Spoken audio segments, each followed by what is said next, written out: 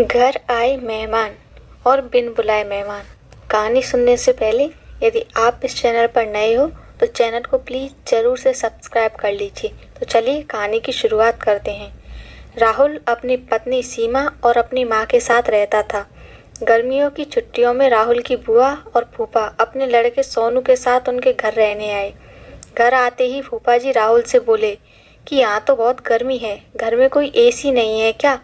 राहुल की माँ ने बोला, भाई साहब अभी कुछ दिन पहले ही राहुल ने अपने कमरे में एसी लगवाया है। इतना सुनते ही फूफा जी अपने बेटे से बोले और सारा सामान राहुल के कमरे में ले गए। राहुल और उसकी पत्नी सीमा चुप रहे क्योंकि उन्होंने सोचा कि कुछ दिनों की ही तो बात है। इस तरह बुआ फूफा जी को राहुल के घर रहते रहते 1 महीना हो गया। राहुल ने अपनी माँ से पूछा कि बुआ जी कब जाने वाली हैं? हम कब तक ऐसे ही हॉल में सोकर अपना गुजारा करेंगे? राहुल की माँ बोली, बेटा रिश्तेदारी का मामला है, हम कुछ कह भी तो नहीं सकते। राहुल की पत्नी सीमा बोली, वह सब तो ठीक है, लेकिन उनका छोटा लड़का सोनू सारे दिन घर में ऊधम करता रहता है। कल तो उसने हमारा नया सोफ़ा बुरी तरह से फाड़ डाला। राहुल इस बात पर बहुत गुस्सा हुआ कि नया सोफ़ा फाड़ दिया। वह अपनी पत्नी से बोला, तुम सोनू को ऐसा करने से रोकती क्यों नहीं? सीमा बोली, जब से बुआ फूफा जी आए हैं कुछ ना कुछ खाने की डिमांड करते रहते हैं, जिससे मेरा और माँ जी का सारा दिन तो रसोई में ही बीत जाता है। राहुल ने कहा कि मैं अभी जाकर फूफा जी से पूछता हूँ कि आखिर कब तक जाएंगे। राहुल ने बातों बातों में फूफा जी से कहा कि 1 महीना हो गया है, आपके जॉब की छुट्टियाँ भी ख़त्म हो गई होंगी ना? फूफा जी बोले, राहुल मैंने जॉब तो कब की छोड़ दी, अब तो मैं बिजनेस करता हूँ और अब मैं इस शहर में भी कुछ बिजनेस खोलने की सोच रहा हूँ।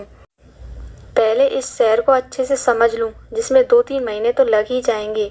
यह सुनकर राहुल समझ गया कि फूफा जी अभी जाने वाले नहीं हैं। उसने यह बात अपनी पत्नी और माँ को बताई। सीमा बोली, जब घी सीधी उंगली से नहीं निकलता तो उंगली टेढ़ी करनी पड़ती है। इनके साथ भी कुछ ऐसा ही करना होगा। आप यह काम अब मुझ पर छोड़ दीजिए। उसी रात बुआ और फूफा जी छत पर थे।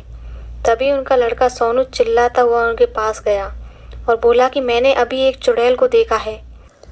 तभी एक चुड़ैल वहाँ आ गई और बुआ और फूफा जी को बोली कि तुम में से कौन मेरा भोजन बनना चाहेगा?